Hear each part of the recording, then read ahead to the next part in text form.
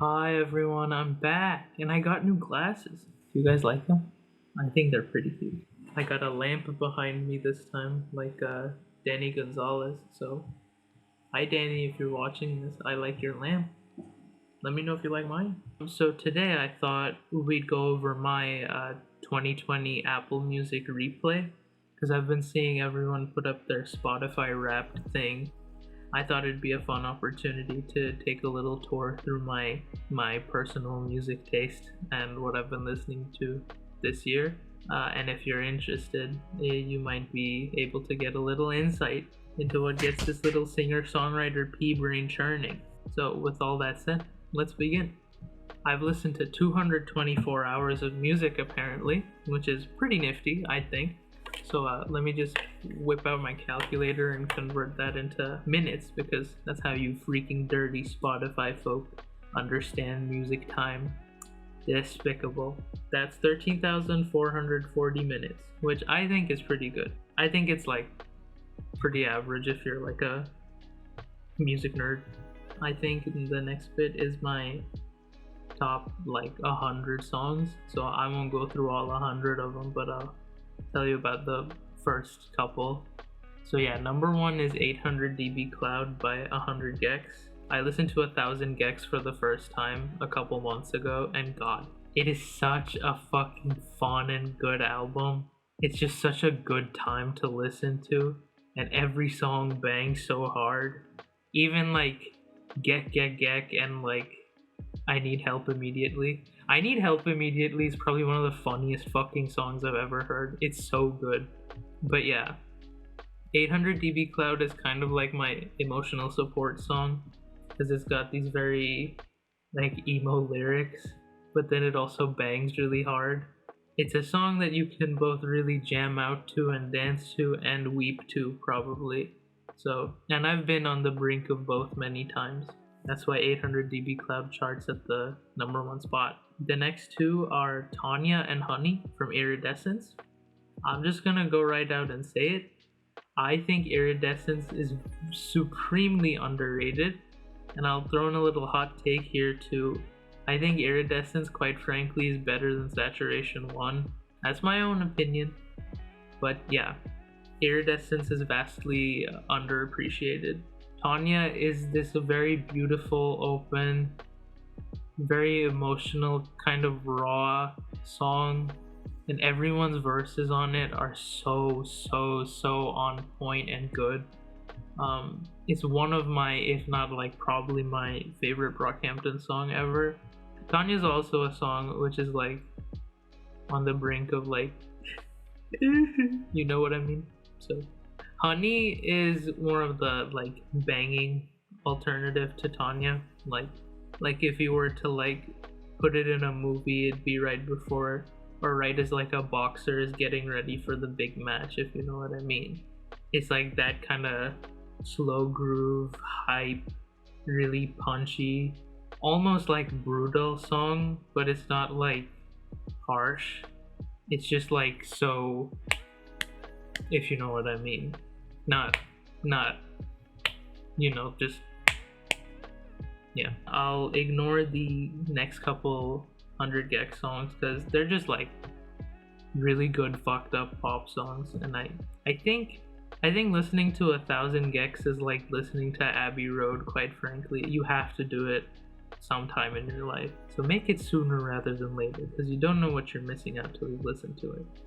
Next up, a notable one is Martin by Car Seat Headrest. It's just a like nice, summery, bright, like dancey little fun pop song from Car Seat Headrest's new album Madlow, which I have mixed feelings about, like many other Car Seat fans, but it has bright spots on it, and I think Martin is certainly one of those. It's a fun one to listen to. It's also like one of the only non-explicit ones up here. So I like listening to the word fuck, guys. I'm pretty cool. I'll just point out a couple like notable ones. Hustle Bones is another like I have an angry playlist which I listen to when I'm angry. Hustle Bones New Magic Wand most of the time, and What's Up People by Maximum the Hormone are three of those songs on that playlist. Hustle Bones comes from The Money Store, which I listened to late last year and I really enjoyed. I really have to check out more Death Grips music, but it's one of my favorite like hype angry songs because it goes really hard, but it's also like so energetic and bouncy. Like it's kind of like riot music as opposed to like I wanna kill my dad music, if you know what I mean. I hope you know what I mean. I don't want to kill my dad. I'm just saying that some songs sound like that. What's Up People would probably be one of those songs. It was the second opening for the Death Note anime. Kind of a normie pick as far as metal music goes because I don't listen to a lot of metal. This is like the only thing besides like The Only Thing They Fear Is You from the Doom Eternal soundtrack. But I listen to this probably the most if I'm angry. New Magic Wand comes from Igor, as most of my fellow soft indie rap rock boys would know. Igor holds a very special place in our hearts. New Magic Wand is just a fun hype song, means a lot. So it's a good song. Igor's a good album, you should listen to it. It's good stuff. Yeah, I won't go over the whole thing. I'll like brush through it really quick, but two songs I want to shout out. One is Sick by James Ivy. I'm really excited for James Ivy's future music because I think he's like kind of a relatively small and like new artist, but it's such a banger. It's such a like amazing song. The production quality is amazing. There is kind of a resurgence of like early 2000s pop punk music, and I'm really here for it. And so this was like a nice treat for like the times, and just I love James Ivy's music. He only has 3 songs out on streaming, but he has a lot more music out on SoundCloud, so definitely check that out if you're interested. It's mostly a lot of like really nice like modern age pop music. It's like lo-fi pop, like I don't want to say Joji-ish, but like Joji-ish. But maybe if you like put a little 1975 powder in it, it's just like really nice, like glossy pop music, but not in an annoying way. Like it's very like forward thinking, if that makes sense. I think Roy Blair retweeted when Sick came out, and I was like, huh, I kind of like the cut of this guy's jib because the video was also really cool. I'll maybe play it here or link it in the description or a little snippet. Please watch the video, it's so good.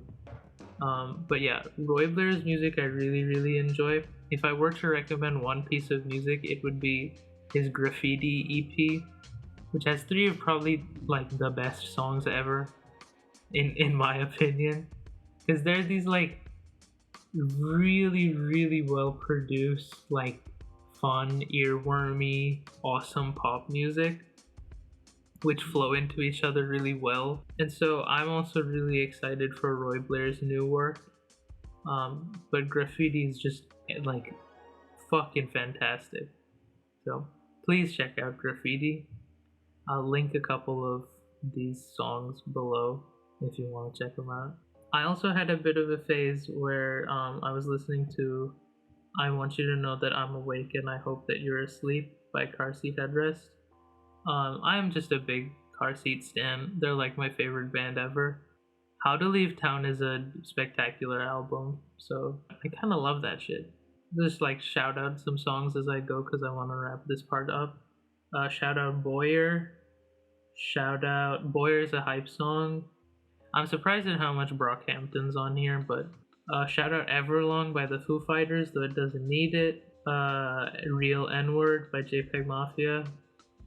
Charlie Brown by Vanilla Coke. It's a song me and my band made, which I'll talk about more towards the end. Shout out Love Me For Me by Rina Sawayama. Comfort Crowd, and then I'll just scroll through this really quick so you can see what I like, and then we're gonna move on. Shout out Angel Olsen too, for sure. Oh, I had a phase where I listened to The Ghost of You a lot as well, so this is it. This is the stuff. I listened to 297 different artists this year. That's kind of funky. I guess that makes sense.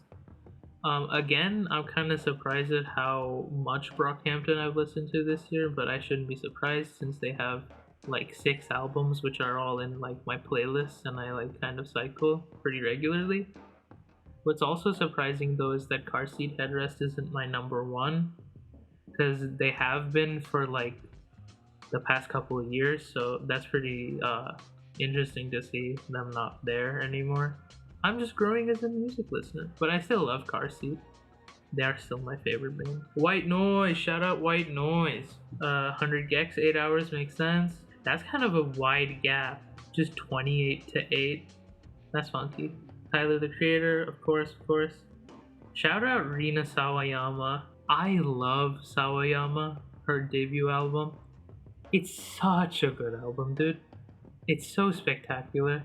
I'll talk about it more once we get to like the top albums bit, but God, such a fucking good album. 21 Pilots 5 hours?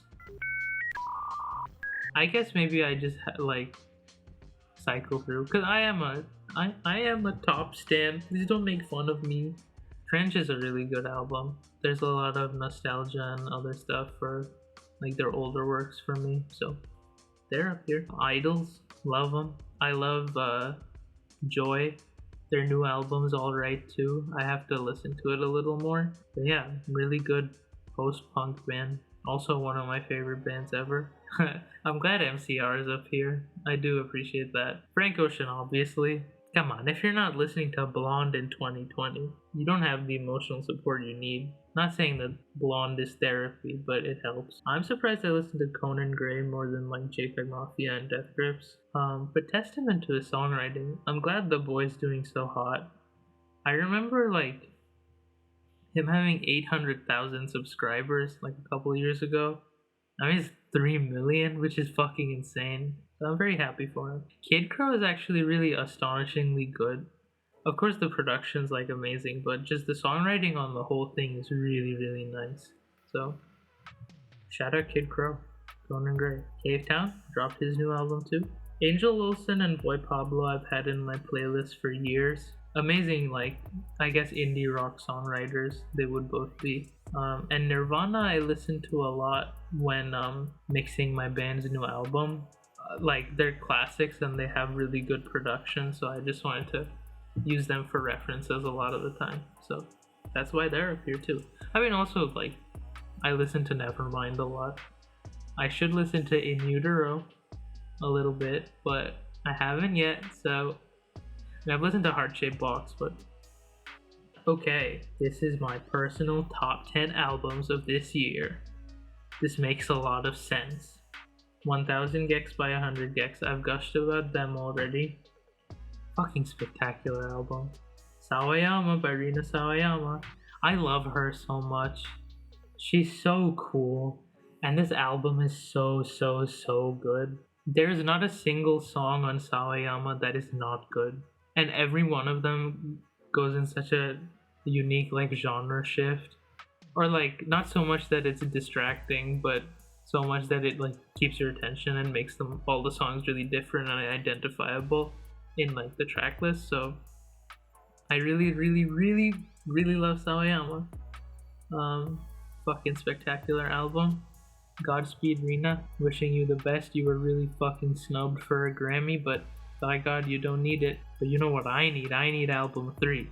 I have to listen to album 1 though. I'm just listening to this, but good shit. These might be the culprit for my very high Brockhampton ratio. Iridescent Sat 3 and Sat 2. You can see that I haven't listened to Sat 1 that much, but don't tell Anthony Fantano, please. Arizona Baby, I didn't realize I played this much, but probably like played Peach and Boyer like 40 times in the last couple months.